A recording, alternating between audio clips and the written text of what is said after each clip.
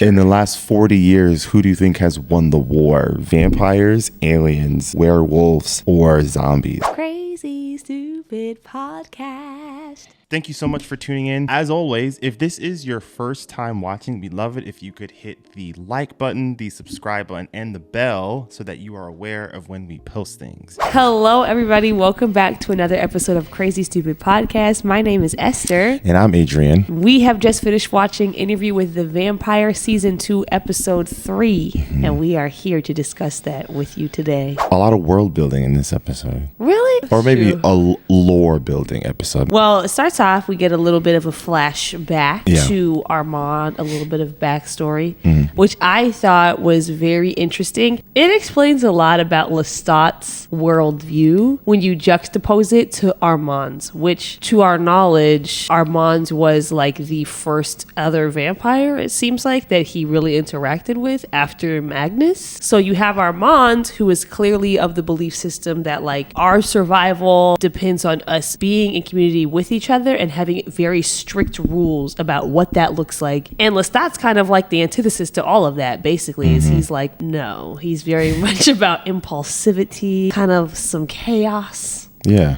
Thrown in there, but it explains a lot. The first other vampire that he met was someone who was trying to pull him into that, and he successfully not only refutes it, but essentially kind of destroys it. Yeah. And that's the energy that he's carried with him for the next, 400 years, however long he's been alive. It almost feels like Armand is gravitating toward Louis because of how much he reminds him of Lestat.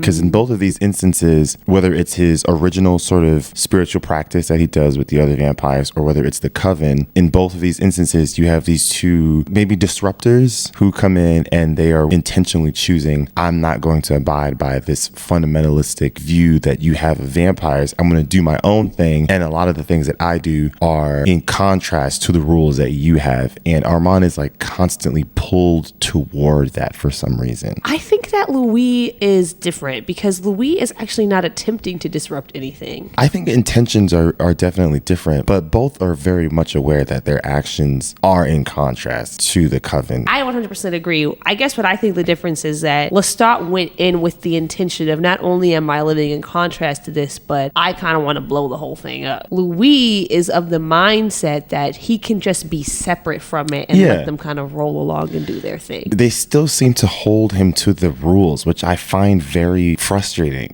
Well, I understand it. Their entire mindset is that our survival is all interdependent. We work as a unit. We're only as strong as our weakest member, essentially, right? Yeah. And I get this because, like, when you think about real marginalized identities in the world, it kind of does feel that way. It does feel kind of like our survival depends on each other for two reasons. One, because, like, we have to take care of each other. But also, two, because we know that what one person does often does impact everybody and often does reflect on all of us. And so there is this mentality of, like, we kind of do have to move as a unit, being mindful of not just ourselves as individuals, but as us as a whole. And it is true that when a person makes the conscious choice to not be a part of that community, there is a sense of distrust towards that person because there's a sense of like, you can do us harm, whether you mean to, like you might intentionally cause us harm. Like Lestat. Or you might do it unintentionally. But like there is grounding for this belief. Like that's why so many marginalized identities and groups, that's why individualism is often not one of the more prominent ideologies and like ways of life, is because we have this understanding. So is Louis just like a vampire coon? Is that what's kind of going on here? Like,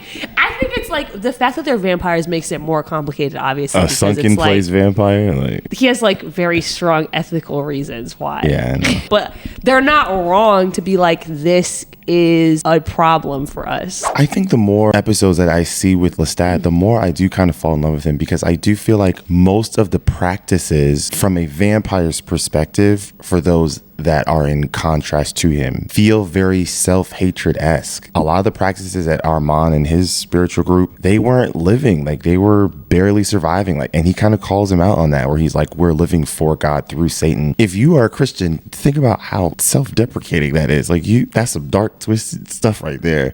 But then also he calls Louis out that. Now granted, yes, Louis doing it for his own reasons, but he was also not living. And I do feel like from Lestat's mind, that kind of do as thou will sort of format can sometimes come as a direct result from religious trauma, which is exactly what Lestat goes through. And I get the feeling these other groups of people haven't had the kind of religious trauma that he's went through, which I think is why he is so far on the other side of when it comes to anything that feels religious, that feels spiritual, that feels too rigid or fundamentalistic in the way that they do their rules and practices. That's going to always feel too adjacent to the thing that caused him harm, which is why every time he comes close to something like that, I think his traumatic response is to like be destructive to it. Because when he goes to them, he comes in with the crucifix of Christ and he's taunting it around. Like, he throws it down and he breaks it as a way of showing them, not only does your religion not bear any weight on you all, like, I'm taunting it because I want to also believe that like I'm above it now. Like, he calls all of the vampires, including Armand and all of them in that room, we are the actual gods. I agree with that. I definitely agree with that. I like how they are adding that layer to his story. I do think where it gets kind of weird with him is that when your opposition to religion and religious ideas becomes like a dogma of its own is when I think it starts to become problematic. Because it's one thing to just be like, this is just me and I'm gonna just do me for me. But when he comes up against Louis, he has the same problem. He has a problem with somebody who's drawing their own ethics and morals for themselves based on their own religious ideas. Mm-hmm. And that's not okay. No, it feels very bully-esque. Yes. And I want to say, I feel like that is something that we see happen in real life. Yeah. Like, there are definitely people who I come across online who it's like, I can see that your relationship to the church and Christianity is what is driving you to have this sort of anger towards it. 100% understand. Like, I understand. As somebody who grew up in the church, I know. And also, I do think that I have seen some people who become atheists and then become intolerable. Like, they have no tolerance for people who don't make that same decision. Yeah. So no, it makes sense. I do still find it interesting of what he sort of represents to Armand's followers. It does sort of feel a little bit like some form of like liberating theology for them, because they had been sort of taught this sort of theological propaganda. It, feels very similar of like, if you do this, you're going to go to hell, essentially, right? Like a very clear black and white. And then here he comes along, like essentially living his best life. A number of them couldn't make sense out of that in their head, because Armand even says that some of them end up unaliving. You do sort of see that a little bit, primarily with queer people that grew up in the church. You have this identity, but you're taught one thing, and a lot of them do struggle and like, how do I hold these two things that I feel like are my truths together? And that decision is one that they also take, regrettably so. Yeah, I just felt so many religious undertones, which I find interesting, because wasn't he doing a Muslim prayer? Don't you though kind of feel like the concept of vampirism would completely destruct your idea of faith though? Like, that, who is he praying to? He prayed to Allah. But like, I think if I were to come to the realization that these supernatural beings exist, that destroys any concept of like God existing. I feel like those two things they wouldn't be able to coexist in my head. Well, like, I mean, zombies. We saw that they did already coexist for him. At the beginning of this episode, we see that he was a God-fearing vampire. It was like this self-damnation. Yeah. So we've never actually seen, I don't think, proof of him letting go of completely of abandoning that. Yeah. I feel like what we see post-Lestat, what we see pre-Lestat of Armand is still different. Yeah. What Lestat introduced was, there is a way for you to live your life out in the open that doesn't require you guys to become recluse and live in squalor and to demean yourselves. And I think Armand believes in that, but didn't know how to say it. Yeah. But what he does, what he takes from that is, I can take this idea and I can give it order. Like Lestat gives him the idea of like theater. Yeah. That would make sense as to why they sort of place Lestat on this godlike pedestal. They've got the little shrine picture of him up on the wall. Yeah. Because he gave them honestly like a new religion to believe in, essentially. Yes, what I put is that he revolutionized vampirism. Look at that. Lestat being his own vampire version of a Martin Luther. Please relax. The theater is the 95 Theses. I'm here for it. Let's go. This is what they compared it to in the show. To Martin Luther? Yeah, they compared it to the nailing on the door. I actually didn't pick up on that at all. I don't think I made that up. I'm pretty sure that really happened. I believe you. I am terrified for Claudia. Side note, guys, I'm sorry. I know I sound kind of crazy. My voice is gone, so just bear with me. I know I sound like a frog, but just try to look past it. Anyways, they're going to find out what happened, and they're going to kill her. I think Armand's about to torch them all. Because the building was on fire. Yeah, I think Armand's about to torch them all because I don't see how he can allow Louis to live. Like, I don't think there's any way around that. I think they're going to find out what Claudia and Louis did and take out Claudia, unalive Claudia. And then in response, due to his love for Louis, Armand's going to burn that whole place down. Boom. I just figured out the plot. Stamp that. I will bet you all $2. Wait, and also if I did guess it correctly, don't put like spoilers in the comment section. Like if you put like eye emojis, I'm gonna know what that means. Like you don't say anything related to that. Like you can laugh, but try not to give any clues. I was thinking about the title of this episode. No pain. Being no pain. Yeah. I know inside the episode, whoever that man was, director, I don't know, writer, but he says, like it's a very ironic title because the entire episode is about pain. Yeah. And I was thinking about this even in the last episode, but then even more so this one, when they're on stage and the guy who plays Death, what is his name? I don't know, but he's kind of scary. He is. And Armand's a little intimidated by him. When he says the line in the show, I always find it so interesting because after he says no pain, it's immediately followed with pain by the person being like viciously attacked by all the other vampires on stage. Like it immediately becomes very painful. Yeah. After hearing what that guy said in the after the episode thing about the irony of that statement, that part of it made more sense to me because I feel like the entire experience of being a vampire is very much defined by pain. The pain that you inflict on your victims, the pain that you endure when you become a vampire, and then also the pain that vampires inflict on each other. Just so much of the experience is just defined by that. And so I feel like the show is telling us, but also I think with the show within the show is trying to point to that. Like I think the stage play is trying to point to that like this entire experience is us trying to deflect from the pain of our own existence. Yeah. Saying no pain for you, and then to sort of strip that away is kind of like pointing to that tension, I feel like. Speaking of the theater, Claudia ended up not getting what she thought she was because they ended up giving her the dress. And I remember the moment they pulled that out, I'm like, oh, she's not going to like that. One, the dress is hideous. Two, it's going to be a constant reminder of one of the most tragic moments for her. And she sees her being a child as a weakness. And I think she's looking for ways to escape out of feeling like she is weaker than everyone around her, right?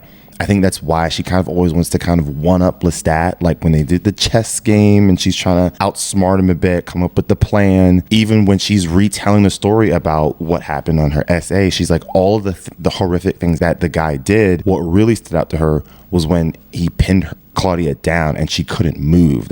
In that moment, that's where she felt like the weakest out of everything else that he did. And then here again, the dress is going to be that constant reminder of like, I will never be able to escape the complete like embodiment of what tells me that I am the weakest vampire. I was going to say person in the room all the time. And I am worried for like how she would kind of cope with that. And I think Armand has sort of seen her version of a story before, which is why they ban turning kids into vampires, because that's just not a very sustainable, emotionally, that's not a very sustainable space for anyone to sort of endure like in perpetuity. Like I'm real, like we all been teenagers, we barely made through that. Imagine having to live through that like for the rest of your life. I wouldn't do it. It also sounds like he made it sound like there was something like biological or neurological, something with crack a little bit. Which is them saying that does make me think that she will live a little bit longer than maybe we were predicting before,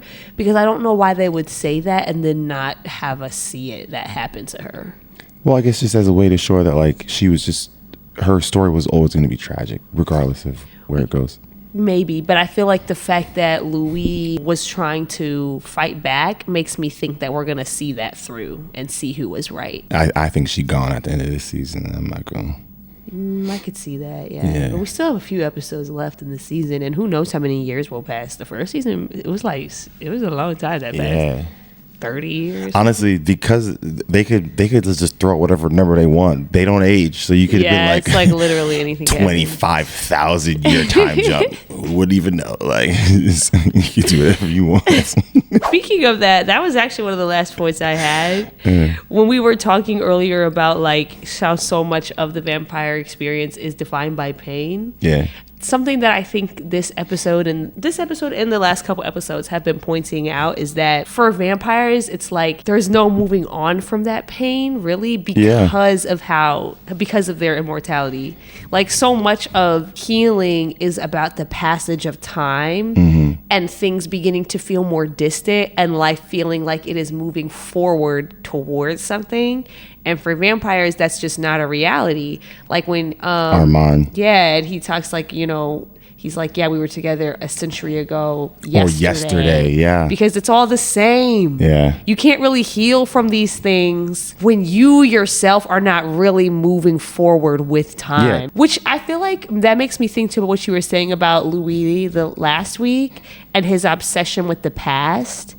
Because for vampires, it kind of seems like the past is always present. Like, we're literally seeing that with Louis and how Lestat is just like constantly haunting him. But I wonder if like he's trying to create a past. I love the line where Vision says to Ultron, like a thing isn't beautiful because it lasts. The idea of things moving on and being able to look behind you at the things that you've passed through is like a core part of humanity, right? Whether it's you looking and seeing the tragedy that you endured or looking in the past and seeing like how far you sort of come. If you don't have that experience, then there's really no way of knowing like what is the purpose for all of this? What's the purpose for even existing? And I think that's why like Armand even says that to Louis, like the Coven thinks that like he's almost obsessed with humanity and human interaction and human stories, because I think how else would he be able to see how things are moving forward without being able to look at what humans are going through? And I think that's why he takes all these pictures of just random humans. I think Louis' mom was going through some stuff, because the fact that you blamed it all on Louis, like, do you not think about what that's going to do to the psyche of your child? Which, wild. I honestly feel like the sister might be the healthiest one. Yeah, probably. I think the mom, I think grief makes you do a lot of crazy things. Especially like something that feels like... But it had been years, and you weren't trying to call up your son and be like, well, I my think bad. The fact that happened, and then the vampirism, and she could sense things were off with him, and then the homophobia of it all, I think all of it kind of like conglomerated over time. Yeah. But I think the initial response to blame him is like something horrific happens, and you're searching for someone to put all this on. And they write it off, and that always bugs me. Even the sister was just kind of like, it's mom being mom. No, it's, yeah. No. I think if she handles that well, I don't think Louis goes to the church, and I don't think Lestat follows him there. I think there's a chain of events that led to Louis getting to that point, and it wasn't all on him. A lot of it was, we had multiple eras. The werewolf era, like Teen Wolf sort of came out, and then there's like, then you had like the zombie era, like you had Zombie World, Zombie Land, obviously The Walking Dead. It does kind of feel like the vampire genre kind of reigns supreme a little bit. Like there's always going to be like a thing that comes in to reclaim the top spot for vampires. You don't think The Last of Us was zombies? I think you could make a hard case with, there's Last of Us right now, And I think, well, The Walking Dead used to be, but it kind of fell off. But I think the culture that Vampire Diaries and Twilight left behind, and then now this, I think Last of Us gives zombies its best chance to reclaim that top spot. I think Werewolves, they've lost. You can't.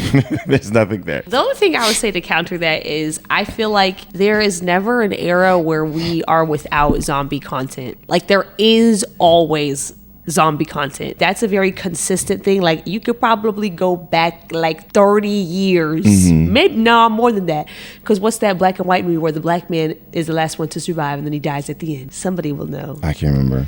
But like it's like a pretty consistent thing. I would say them and vampires always try to take the top spot. But I feel like we do go years without like very popular vampire content. There's a conversation with quality and pop culture influence. The Walking Dead went on for a while, but I think after season 6, its pop culture influence dropped significantly. And we didn't have anything zombie related that was like engulfed in the when was culture. World War Z? We had World War Z. We had that happened while The Walking Dead was in its peak. That's what I mean. I just feel like there's always something. Bro, I feel like when you go with True Blood, when you've got Twilight, Vampire Diaries, Interview with the Vampire, I think, definitely Werewolves lost. You know who we're forgetting in this conversation is Aliens. Oh, see, that makes it tricky. Some aliens. That makes it tricky. I mean, the Alien franchise is keeping it alive. I feel like Aliens are another one similar to zombies where there's always something. But I don't think Aliens dominate pop culture like zombies and vampires do.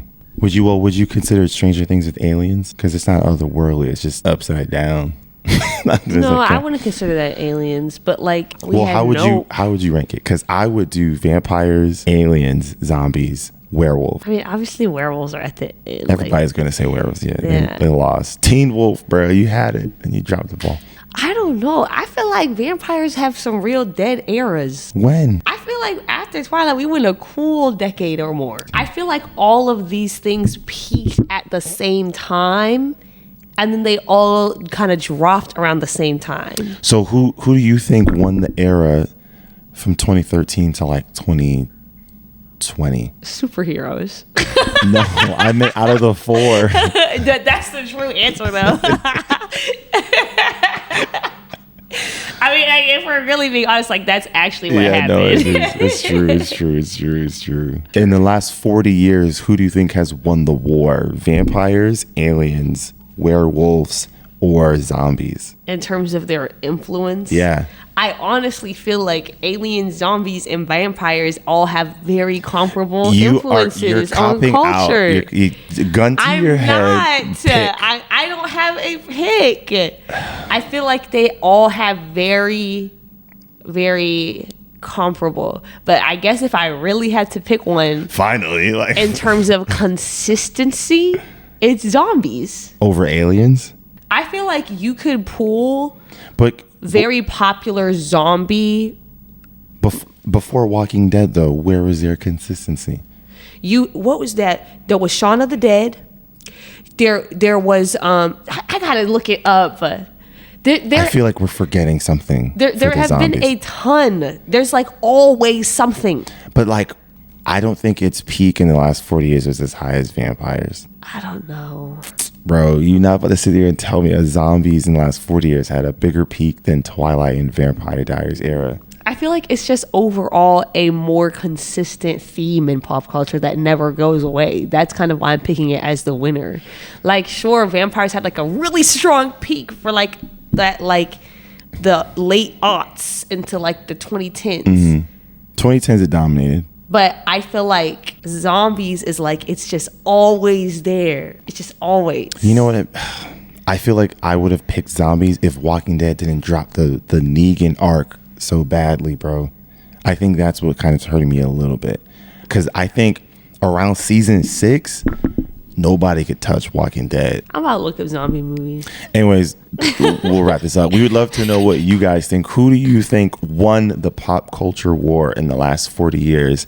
Zombies, aliens, werewolves, or vampires? Stop including werewolves, man. It's just...